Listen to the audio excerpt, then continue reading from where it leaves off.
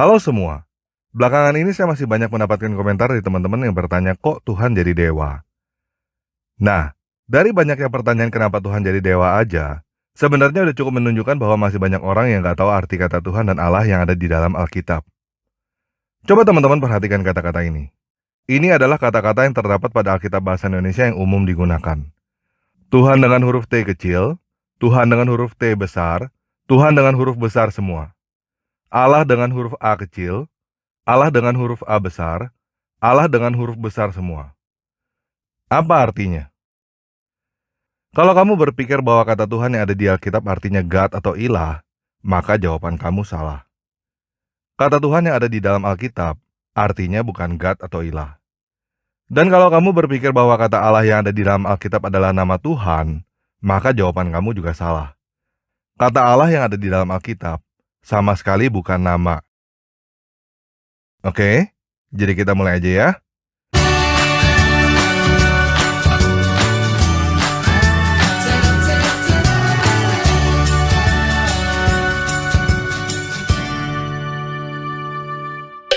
Nah, hal pertama yang perlu teman-teman ketahui adalah Alkitab sudah diterjemahkan ke dalam bahasa Melayu sejak abad ke-17. Pada saat itu, bahasa Indonesia belum lahir. Bahasa Indonesia lahir pada abad ke-20, tepatnya pada saat Sumpah Pemuda tahun 1928. Alkitablah yang umum digunakan sekarang, meneruskan tradisi Alkitab bahasa Melayu yang menggunakan kata Tuhan dan Allah sejak abad ke-17 itu. Arti kata Tuhan dan Allah pada abad ke-17 itu berbeda dengan arti kata Tuhan dan Allah yang ada di dalam Kamus Bahasa Indonesia sekarang ini. Jadi kita nggak bisa berkata bahwa Alkitab salah berdasarkan Kamus Bahasa Indonesia yang ada sekarang. Karena bahasa Indonesia lah yang mengalami perubahan makna.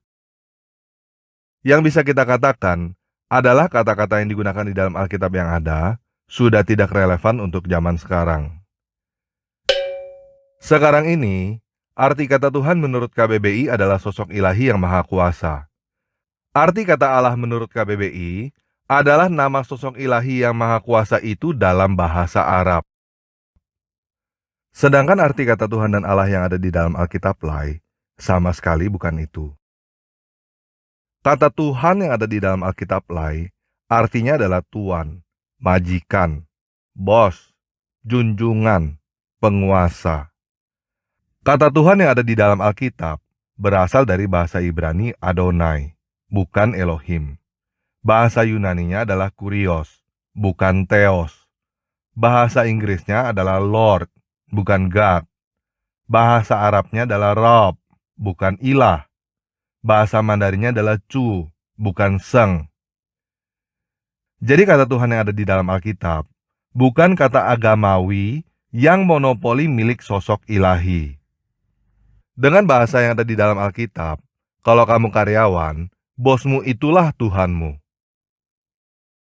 Jadi bingung ya? Yuk kita lihat buktinya. Bukti pertama yang teman-teman bisa lihat adalah pendiri kerajaan Melayu Pagaruyung pada abad ke-14. Namanya Aditya Warman. Gelar Aditya Warman adalah Tuhanku Janaka. Manusia dengan gelar Tuhan bukan hanya Aditya Warman dan Yesus. Masih banyak manusia yang mempunyai gelar Tuhan sebelum lahirnya bahasa Indonesia. Silakan teman-teman cari sendiri ya. Bukti yang kedua adalah Alkitab bahasa Jawa yang menggunakan kata Gusti, bukan Tuhan. Sampai sekarang masih banyak kan manusia yang menggunakan gelar Gusti? Teman-teman silakan cari sendiri ya. Siapa aja manusia yang menggunakan gelar Gusti pada zaman sekarang. Jadi kalau teman-teman berpikir bahwa saya mengganti kata Tuhan dengan kata dewa, kalian sudah salah kaprah. Saya tidak pernah ganti kata Tuhan dengan kata dewa. Saya mengganti kata Tuhan dengan kata penguasa. Kata Yunani kurios, kata dasarnya adalah kuros, artinya kuasa. Itu sebabnya saya menerjemahkan kurios menjadi penguasa. Kuros, kuasa. Kurios, penguasa. Jadi Tuhan yang ada di dalam Alkitab artinya penguasa. Sampai di sini paham ya? Nah, kenapa kadang-kadang saya masih menggunakan kata Tuhan di dalam video-video yang lain? Karena saya tahu masih banyak yang belum mengerti. Menurut saya, kata Tuhan ini sudah harusnya dibuang, tidak dipakai lagi. Tetapi hal ini masih bisa dilakukan pelan-pelan. Kenapa kata Tuhan harus dibuang? Karena kata Tuhan sangat rancu. Banyak orang Kristen yang nggak tahu apa artinya Tuhan di dalam Alkitab. Kata Tuhan yang artinya Tuan, penguasa, sudah berubah makna menjadi ilahi. Dampaknya begini, Yesus adalah Immanuel, El yang beserta dengan kita, ada bersama-sama kita. Dia turun menjadi manusia untuk menjadi tuan atas kita, untuk menjadi bos, untuk menjadi penguasa, bukan untuk menjadi El atau ilah yang nun jauh di langit yang tidak terjangkau. Dia turun menjadi manusia untuk membuktikan bahwa perintah-perintahnya bisa dilaksanakan oleh manusia, supaya kita nggak punya alasan untuk berkata saya tidak bisa melakukannya. Dengan menggunakan kata Tuhan yang sekarang udah mengalami perubahan makna menjadi khusus ilahi, dampaknya adalah hilangnya makna penguasa dan hanya berpegang pada makna ilahi. Kelihatannya lebih hormat kepada Yesus.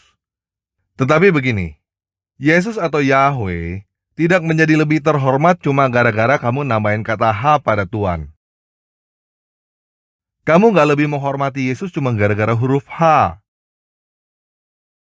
Kalau kamu benar-benar menghormati Yesus, kamu mendengarkan perkataannya dan lakukan. Kamu memberikan huruf H itu, dampaknya malah membuat orang tidak melakukan apa yang Yesus katakan. Yesus menyuruh kita untuk mengampuni seperti Dia mengampuni. Yesus menyuruh kita untuk mengasihi seperti Dia mengasihi.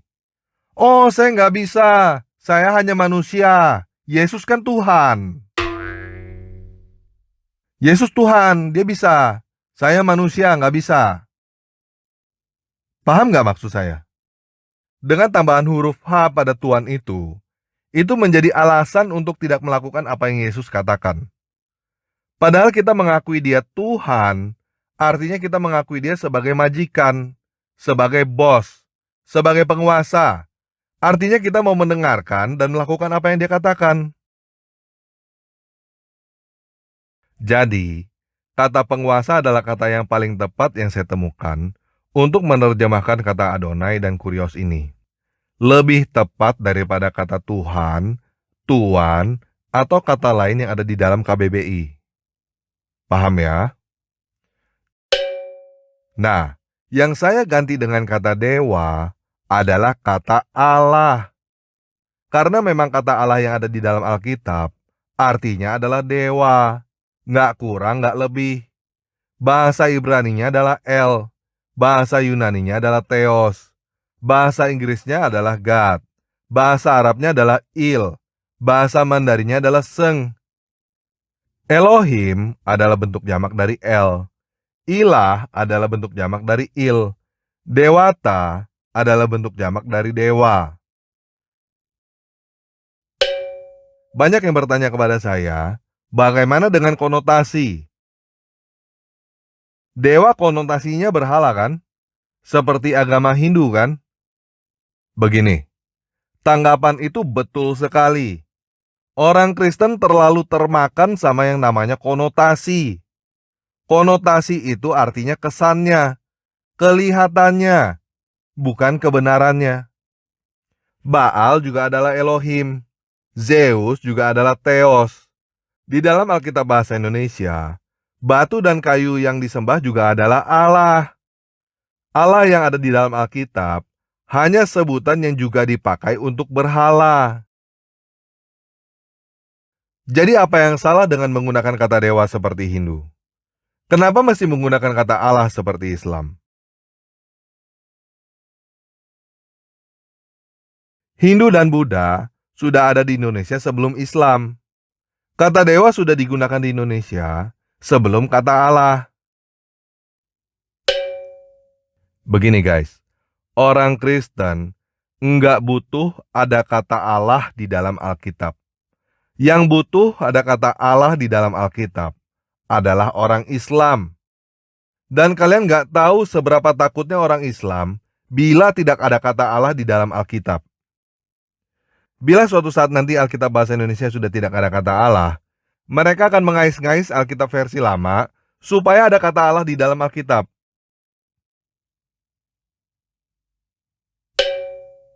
Teman-teman tahu gak kalimat pertama di dalam syahadat Islam? Tidak ada Tuhan selain Allah.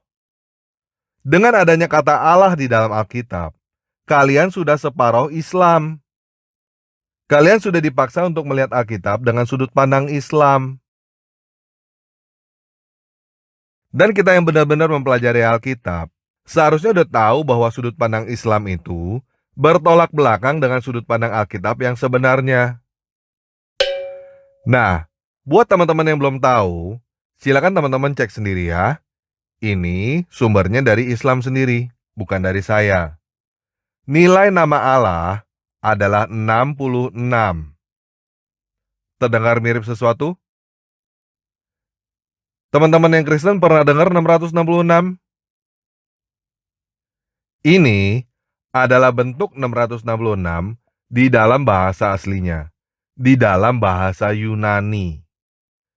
Ini adalah bentuk nama Allah di dalam bahasa aslinya, di dalam bahasa Arab. Sekarang saya flip horizontal bentuk 666 ini dan saya putar 90 derajat. Teman-teman udah bisa lihat sesuatu? Teman-teman jangan salah sangka ya. Jangan berpikir bahwa saya mencoba untuk menakut-nakuti teman-teman.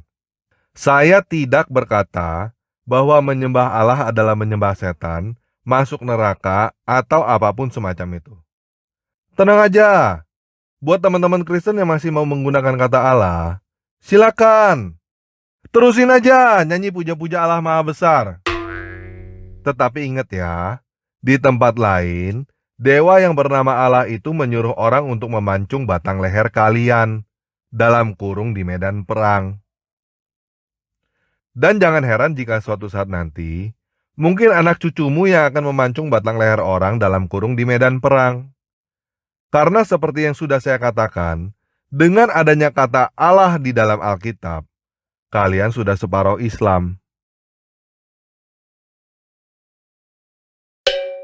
Nah, bagaimana dengan dari dulu bangsa Arab sudah menggunakan kata Allah sebelum Islam? Ya, mungkin itu betul, tetapi itu tidak mengubah kenyataan bahwa kita seharusnya menerjemahkan Alkitab ke dalam bahasa Indonesia, bukan ke dalam bahasa Arab. Begini, di luar negeri, dari zaman dulu, aqua artinya adalah air. Tetapi di Indonesia, aqua adalah merek. Untuk apa menerjemahkan water ke dalam bahasa Indonesia menjadi aqua? Kenapa nggak terjemahin aja menjadi air? Apakah teman-teman nggak lihat ada pesan-pesan sponsor di situ? Buat teman-teman yang belum tahu, adanya kata Allah di dalam Alkitab bahasa Indonesia, karena di dalam tim penerjemah zaman dulu, ada orang Islamnya. Salah satu nama orang terkenal yang ikut dalam tim penerjemah Alkitab adalah Abdullah Abdul Qadir Munsi, orang Islam. Bahasa Indonesia mempunyai kata sendiri untuk menerjemahkan God, yaitu dewa. Untuk apa menggunakan kata Allah? Dan silakan teman-teman cek statistik. Semua negara yang menggunakan kata Allah di dalam Alkitabnya menjadi negara mayoritas Muslim. Silakan teman-teman cari, apakah ada negara yang Alkitabnya menggunakan kata Allah menjadi negara mayoritas Kristen? Setahu saya nggak ada. Kenapa negara yang menggunakan kata Allah menjadi mayoritas Muslim dan negara yang tidak menggunakan kata Allah, Islam susah masuk? Karena pertanyaan pertama di negara-negara yang tidak menggunakan kata Allah adalah siapakah dewa yang bernama Allah? Di negara-negara yang menggunakan kata Allah di dalam Alkitabnya, tidak ada pertanyaan siapa dewa yang bernama Allah itu. Seperti kata Ustadz Insan Mokoginta, Quran hanya memberi info dan mengkritik. Tetapi untuk membuktikannya, lihat di Alkitab itu. Ngerti gak maksudnya? Tanpa ada kata Allah di dalam Alkitab, Al-Quran gak bisa apa-apa. Yang butuh ada kata Allah di Alkitab, bukan orang Kristen. Kalian yang Kristen gak butuh ada kata Allah. Umat Islam yang butuh ada kata Allah di dalam Alkitab. Mereka butuh ada kata Allah di dalam Alkitab untuk berkata bahwa Allah yang mereka sembah, Allah yang ada di dalam Al-Quran, adalah Tuhan yang ada di dalam Alkitab. Kita orang Kristen gak butuh itu. Nggak ada pengaruhnya bagi kita untuk tidak menggunakan kata Allah di dalam Alkitab.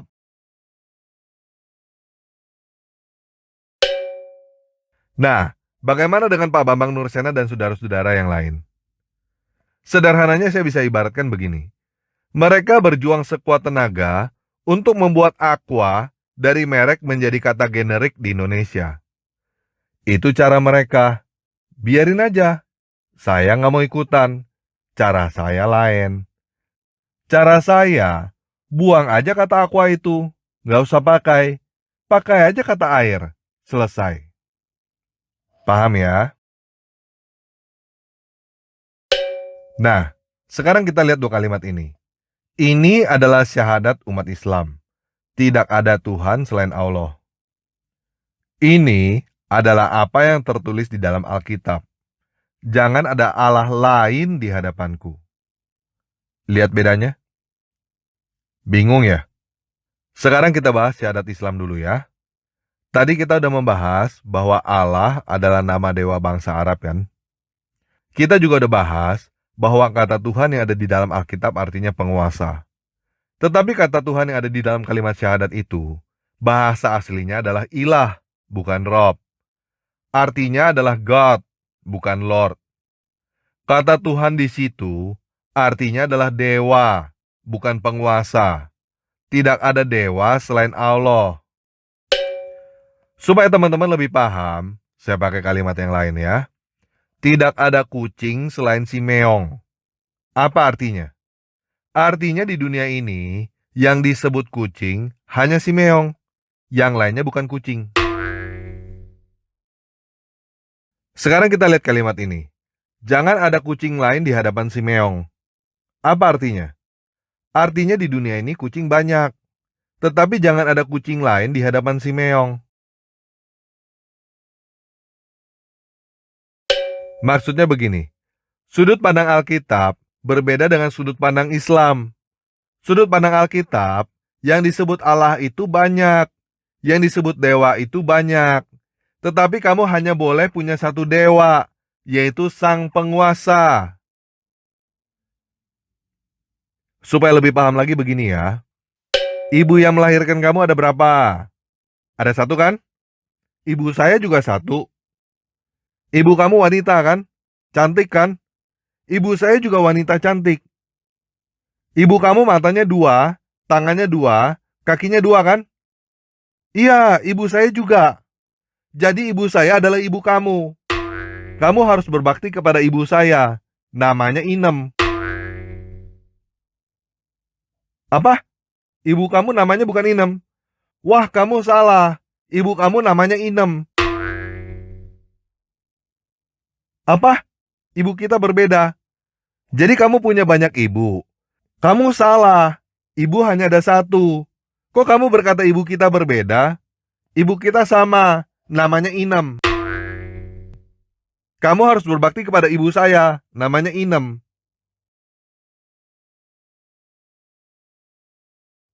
Nah, ini adalah sudut pandang Islam. Sudut pandang Kristen nggak begitu. Di dunia ini yang namanya ibu banyak. Tetapi ibu saya cuma ada satu. Dan namanya bukan Inem. Dewa di dunia ini banyak.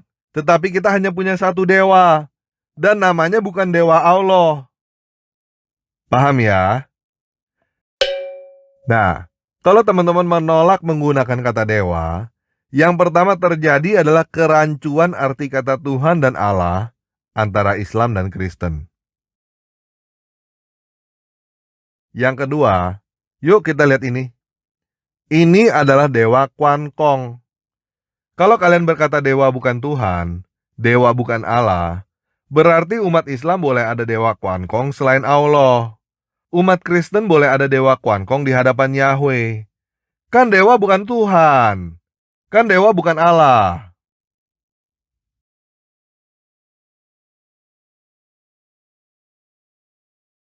Sekarang udah bisa paham belum kenapa harus menggunakan kata dewa?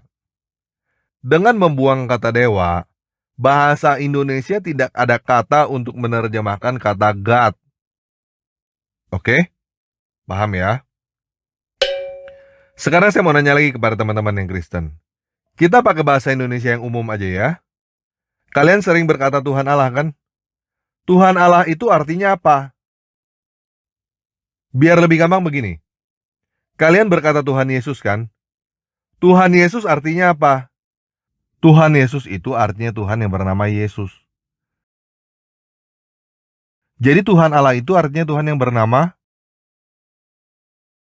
Nah, apakah Tuhannya teman-teman yang Kristen itu bernama Allah? Bukan guys.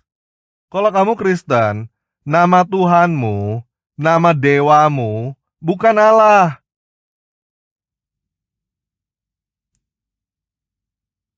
Coba sekarang kita buang kata Tuhan Allah itu, kita pakai kata penguasa dewata. Apa artinya penguasa dewata? Penguasanya para dewa.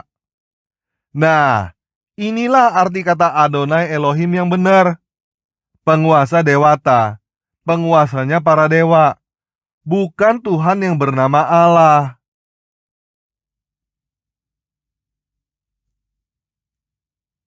Dengan menggunakan kata Tuhan Allah, berapa banyak orang Kristen yang pikir bahwa Tuhan itu namanya Allah?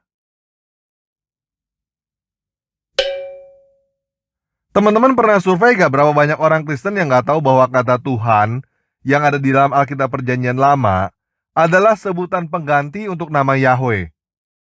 Berapa banyak orang Kristen yang ngatain aliran yang menyebut Yahweh adalah aliran sesat? Coba pikir benar-benar. Menyebut nama Yahweh, nama yang benar, dewanya bangsa Israel adalah sesat. Sedangkan menyebut nama Allah, nama dewanya bangsa Arab, tidak sesat. Logikanya di mana? Nah, teman-teman jangan salah sangka ya. Saya bukan aliran Yahweh atau Yehova. Karena nama penguasa dan dewa saya adalah Yesus. Saya diselamatkan di dalam nama Yesus, bukan di dalam nama Yahweh. Apalagi di dalam nama Allah. Allah itu bukan nama Tuhannya bangsa Israel yang ada di dalam Alkitab. Alangkah menyedihkannya umat Kristen yang gak tahu nama Yahweh, taunya nama Allah. Ini umat Kristen yang gak tahu apa-apa. Udah gak tahu apa-apa, berani ngatain yang lain sesat lagi. Terus masih meninggikan nama Allah lagi. Nama dewa Arab yang suruh orang pancung batang leher orang Kristen. Jadi begini, terserah menurut kamu bagaimana, tetapi menurut saya, adanya kata Allah di dalam Alkitab adalah jerat yang harus segera dilepaskan. Kita udah salah ratusan tahun. Nggak ada alasan untuk kita terus melakukan kesalahan yang sama beberapa ratus tahun lagi. Saya mulai inisiatif menggunakan kata dewa. Ini adalah kata yang tepat dan benar, walaupun kita tidak terbiasa. Mengubah kebiasaan bukan hal yang mudah.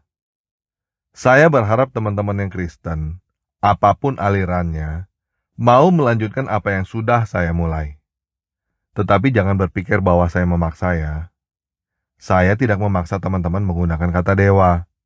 Tetapi teman-teman juga jangan memaksakan saya menggunakan kata Allah. Saya tidak tunduk kepada nama Allah, nama dewa bangsa Arab. Nama Allah itu bukan apa-apa bagi saya. Udah saya buang. Teman-teman Kristen yang mempertanyakan saya Kristen atau Hindu karena menggunakan kata dewa, saya tanya balik. Kamu Kristen atau Islam? Kenapa menggunakan kata Allah? Teman-teman yang masih mau menggunakan kata Allah, ya silakan. Saya nggak berkata bahwa kamu sesat. Saya juga tidak berkata bahwa kamu akan masuk neraka atau semacam itu. Saya cuma berkata, suatu saat nanti, mungkin anak cucumu akan masuk Islam dan pancung batang leher orang. Sekarang, kamu mungkin tahu bahwa Allah yang ada di dalam Al-Quran bukan Allah yang ada di dalam Alkitab. tetapi nanti anak cucumu belum tentu tahu. Hal pertama yang selalu umat Muslim lakukan adalah berusaha meyakinkan bahwa Allah yang mereka sembah adalah Tuhan yang ada di dalam Alkitab. Mereka mudah melakukan hal itu di Indonesia karena Alkitab bahasa Indonesia menggunakan kata Allah. Alkitab sudah diterjemahkan menggunakan kata Allah sejak abad ke-17. Sudah hampir 400 tahun.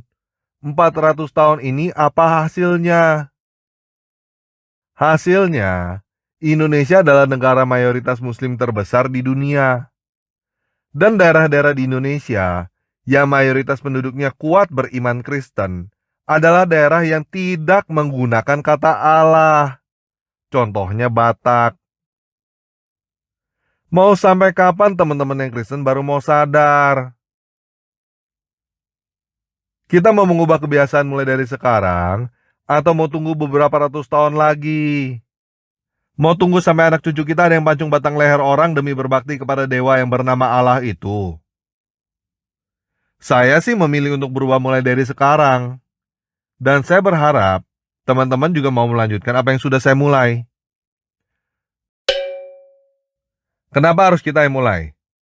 Begini, sekarang ini kata Tuhan sudah mengalami perubahan makna dan hal ini sudah disahkan di dalam KBBI. Kata Tuhan yang tadinya mempunyai arti Lord menjadi God, tadinya Rob menjadi ilah. Kata Allah yang tertulis di dalam KBBI artinya adalah nama Tuhan di dalam bahasa Arab. Dan ini adalah kenyataan. Mau mengubah KBBI? Jadi apa yang harus dilakukan? Lai memilih untuk mengabaikan KBBI dan tetap pada tradisi abad 17. Saya memilih untuk mengikuti KBBI dan membuang tradisi. Kenapa Lai tidak mengikuti KBBI? Karena Lai gak segampang itu bisa mengubah terjemahan Alkitab. Alkitab Lai yang teman-teman pegang sekarang, kemungkinan besar adalah Alkitab TB, Alkitab terjemahan baru yang diterjemahkan pada tahun 1974. Lai menerbitkan Alkitab yang lebih baru, Alkitab BIS, Alkitab Bahasa Indonesia Sehari-Hari. Tetapi gagal, nggak ada yang mau pakai. Menerjemahkan Alkitab ke dalam satu bahasa bukan pekerjaan yang enteng. Organisasi sebagus Lai aja memakan waktu 20 tahun untuk menerjemahkan Alkitab ke dalam satu bahasa. Teman-teman bisa bayangkan sendiri berapa tenaga dan biaya yang diperlukan untuk 20 tahun menerjemahkan Alkitab. Kenapa harus 20 tahun? Karena Lai harus mendapat persetujuan dari PGI. Siapa PGI? PGI adalah kalian. Nah, kamu bisa bayangkan betapa susahnya Lai untuk mengganti satu kata aja di dalam Alkitab. Sedangkan saya nggak perlu persetujuan PGI. Saya adalah penerjemah independen, tidak terikat pada doktrin gereja manapun. Jadi saya bisa dengan mudah membuang Tuhan dan Allah di dalam Alkitab yang saya terjemahkan. Lai nggak bisa. Inisiatif perubahan seperti itu tidak bisa datang dari Lai, harus datang dari jemaat, dari kita. Itulah yang saya lakukan dengan Open Biblika dan tanpa ragi. Open Biblika adalah platform terbuka bagi siapapun untuk menerjemahkan Alkitab ke dalam bahasa apapun.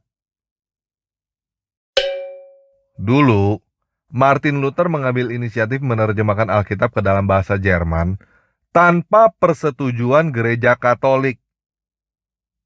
Dengan resiko dianggap sesat. Sekarang, saya mengambil inisiatif untuk membuat platform supaya semua orang bisa ikut mengambil inisiatif menerjemahkan seperti Martin Luther dengan resiko dianggap sesat juga. Siapapun kamu, apapun agama kamu, saya bisa menemukan orang yang menganggap kamu sesat. Jadi buat apa pikirin hal semacam itu? Buat apa diakui tidak sesat oleh manusia? Dan buat apa stres dibilang sesat oleh manusia? Bagi saya, dianggap sesat itu mah bodo amat. Nggak ada yang salah dalam menerjemahkan Alkitab. Yang salah adalah tidak membaca Alkitab. Jadi buat teman-teman yang takut membaca Alkitab, saya mau berkata begini. Jangan dengerin orang-orang yang berkata bahwa kamu bisa sesat bila membaca Alkitab sendiri. Jangan dengerin orang yang berkata bahwa kamu tidak boleh mengerti Alkitab dengan pikiranmu sendiri. Mereka yang ngomong seperti itulah penyesatnya. Kamu harus baca Alkitab sendiri. Kamu harus mengerti Alkitab dengan pikiranmu sendiri. Karena Alkitab adalah buku terang yang personal. Setiap orang punya jalan hidup masing-masing. Dan Alkitab mampu menerangi langkah setiap orang masing-masing. Berdasarkan jalan hidup masing-masing. Jadi kamu gak akan menjadi sesat dengan membaca dan memahami Alkitab sendiri. Kamu akan menjadi sesat bila kamu tidak membaca Alkitab dan memahami Alkitab berdasarkan pikiran orang lain. Alkitab tidak butuh buku lain untuk menjadi panduan, dan kamu gak butuh guru untuk mengerti Alkitab. Karena Roh Kudus yang akan memandu dan mengajari kamu secara langsung. Jadi kalau kamu Kristen, dan kamu mau berkata saya sesat, saya gak peduli. Saya cuma berusaha supaya batang lehermu tidak dipancung dalam kurung di medan perang, dalam nama Allah yang kamu tinggikan itu.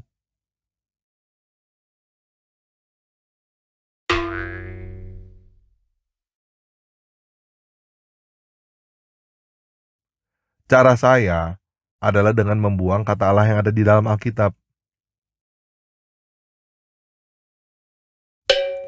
Nah, kenapa saya tidak menggunakan kata Elohim seperti ILT dan IMB? Kenapa saya tidak menggunakan kata sesembahan atau kata yang lain? Karena saya udah periksa. Elohim, sesembahan, atau kata lain yang mau kamu usulkan itu tidak ada di dalam kamus bahasa Indonesia. Yang ada, pilihannya adalah ilah dan dewa. Saya memilih dewa karena dewa mempunyai bentuk jamak dewata yang ada di dalam KBBI juga. Sedangkan ilah adalah bentuk jamak. Bentuk tunggalnya il tidak ada di dalam KBBI. Jadi, dewa adalah satu-satunya pilihan yang paling tepat yang saya temukan. Kalau kamu tetap nggak mau pakai kata dewa, ya sudah, itu urusanmu. Tapi jangan paksa saya pakai kata Allah. Allah bukan dewa saya, bukan penguasa saya, bukan Tuhan saya. Tuhan saya, penguasa saya, dewa saya adalah Yesus Kristus. Oke? Sekian video kali ini. Yesus Kristus penguasa kita memberkati.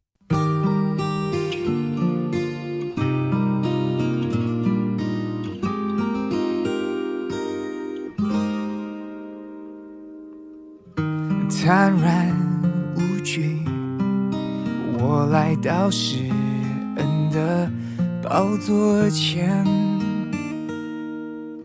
将你的名所当得的荣耀归给你。凡亲近你的必须借着血的献祭，你只一次献上自己，拯救我到底。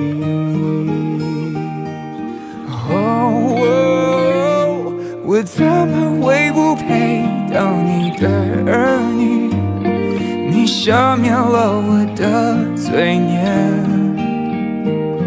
你是我的剑，慈爱和怜悯，你全心听我的声音。主，你向我仰脸，安慰和帮助，将平安充满我的心。主，你保护我，保护我性命，至高者你建立我心。Yeah, come on。坦然无惧，我来到施恩的宝要阻截，将你的美说当的荣耀归给你，翻紧紧你的必须，接着写的陷阱。你一字一字献上自己，拯救我到底。我怎么会不配当你的儿女？你赦免了我的罪孽，你是我的天，慈爱和怜悯，你却倾听我的声音。祝你像我样怜安慰和帮助，将平安充满我的心。祝你保护我，保护我心灵，至高者你建立我心，诸神之中，谁能与你相比？你的作为也无可比。